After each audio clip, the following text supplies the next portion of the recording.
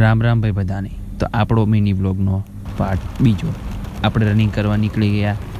એક્ટિવામાં petrol નહોતું, petrol નખાવીને પહોંચી ગયા રોડ ઉપર પહોંચીને પહેરી લીધા રનિંગના કપડાં.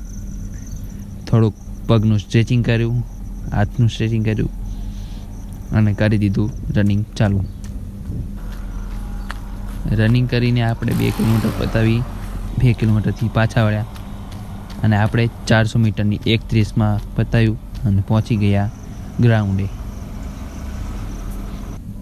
ગ્રાઉન્ડે પહોંચીને આપણે પગનું સ્ટ્રેચિંગ કર્યું, જે આપણને દોડવામાં મદદરૂપ કરે છે.